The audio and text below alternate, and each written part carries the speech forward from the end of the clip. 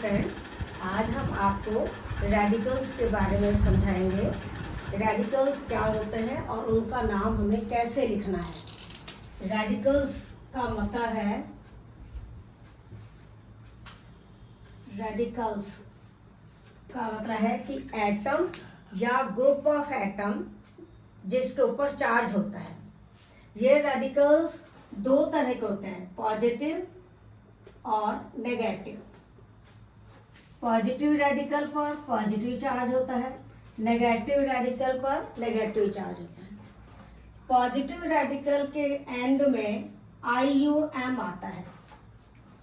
ये एक एलिमेंट से बने भी हो सकते हैं और एक से ज़्यादा एलिमेंट वाले भी हो सकते हैं। जैसे NH4+1, ये अमोनियम आयन है, ये एक से ज़्यादा एलिमेंट से बना हुआ है। Na+1, ये सोडियम आयन है। सोडियम आयन क्यों बोलेंगे? क्योंकि ये सोडियम से बना है और पॉजिटिव है तो एंड में IUM आएगा। पोटेशियम आयन, ये है कैल्शियम आयन। तो ये पॉजिटिव रेडिकल के एग्जाम्पल्स हैं। कुछ पॉजिटिव रेडिकल्स में वैलेंसी अलग अलग होती है। जैसे Fe है, Fe की दो तरह की वैलेंसी होती है, +2 भी है और +3 भी है। तो जो कम वैलेंसी वाला है पॉजिटिव आयन, उसमें हम लैटिन नेम में अस लगाते हैं। जैसे इसको बोलेंगे फेरस क्योंकि ये फेरम से बना है, इसको बोलेंगे फेरिक क्योंकि ये फेरम से बना है और ज़्यादा वैलेंसी है। इसी तरह Cu+1 और Cu+2 ये दो हैं, इसको कहेंगे Q+, इसको कहेंगे Q'। तो ज़्यादा वैलेंसी में इक आना है, कम वैलेंसी में अस आना है। Sn+2, Sn+4, स्टेनस, स्टेनिक, ये टिन है। Au+1, Au+3, औरस, ऑरिक, क्योंकि गोल्ड का लैटिन नेम ऑरम है, ऑरम से ये ऑरस, ये ऑरिक बनेगा। तो कम वैलेंसी वाले में अस आना है, ज़्यादा वैलेंसी वाले में इक आना है। Pb+2 एंड Pb+4, +2 वाले को कहेंगे प्लम्बस और इसको कहेंगे प्लम्बिक, क्योंकि लैड का जो लैटिन नेम है वो प्लम्बम है। तो ये क्लियर हो गया होगा कि पॉजिटिव रेडिकल्स पर पॉजिटिव चार्ज होता है। ज़्यादातर ये एलिमेंट से, एक एलिमेंट से बने होते हैं और कुछ एक से ज़्यादा एलिमेंट के बने हैं, जैसे अमोनियम आयन। और पॉजिटिव रेडिकल के एंड में IUM आता है और कुछ एलिमेंट्स के दो डिफरेंट वैलेंसीज वाले पॉजिटिव आयन बनते हैं। कम वैलेंसी में हम अस लगाएंगे और ज़्यादा वैलेंसी में हम इक लगाएंगे। तो ये तो हो गया पॉजिटिव रेडिकल। ज़्यादातर बच्चे नेगेटिव रेडिकल में, जिन पर नेगेटिव चार्ज है, उन पर कंफ्यूज होते हैं। तो इनके लिए हम आपको तरीका बता रहे हैं कि जो नेगेटिव रेडिकल हैं, अगर वो एक एलिमेंट से बने हैं तब तो आइड आएगा, लेकिन इसमें भी कुछ एक्सेप्शंस हैं, क्योंकि केमिस्ट्री हमेशा एक्सेप्शन से भरी होती है। आइड आता है जब ऑक्सीजन वाले नेगेटिव रेडिकल हैं और कम ऑक्सीजन है। 8 आता है जब ऑक्सीजन वाले रेडिकल हैं और ऑक्सीजन ज़्यादा आती है।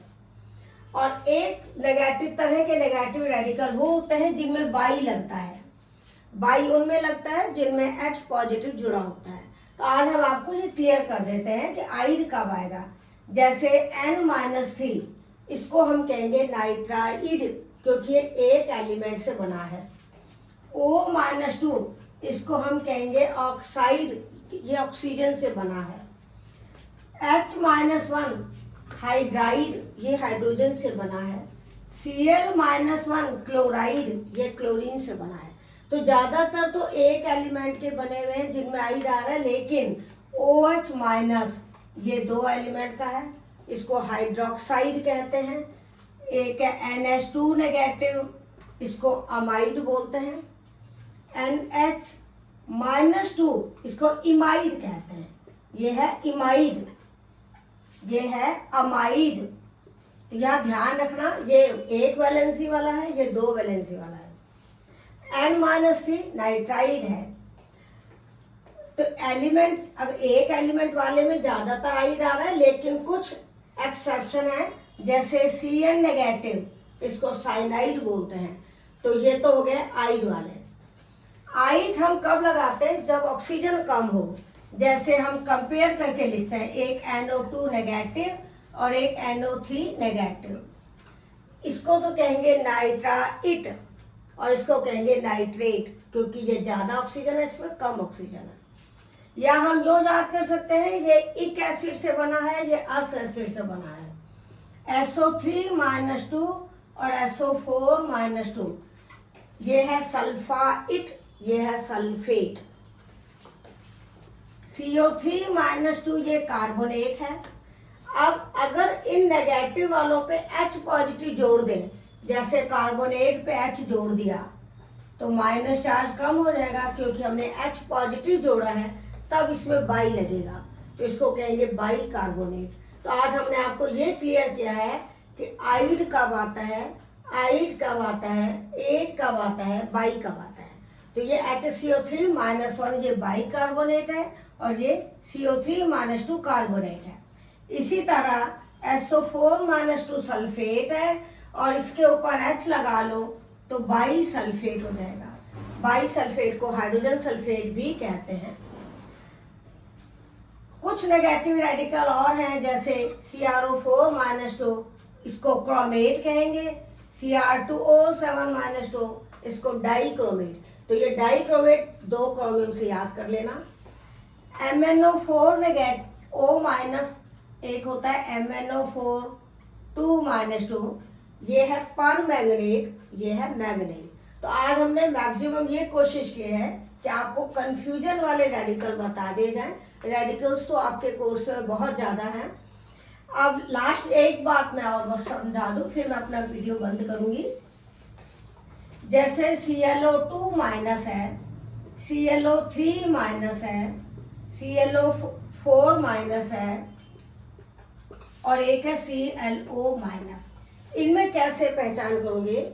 इसको कहोगे क्लोरस, इसको कहोगे क्लोरिक, और क्लोरिक से एक ऑक्सीजन बढ़ा दी तो हम कहेंगे पर लग गए, तो इसको कहेंगे पर क्लोरेट।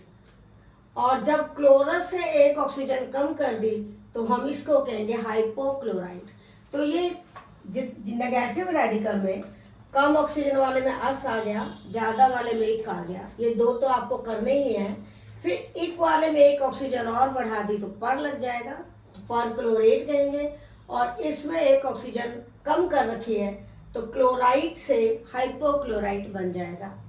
तो आज हम आपको इतना ही समझा रहे हैं। अगर आपको कोई डाउट हो तो आप कमेंट में लिखें, और अगर आपको ये वीडियो पसंद आए तो इसको लाइक एंड शेयर करें। Thank you.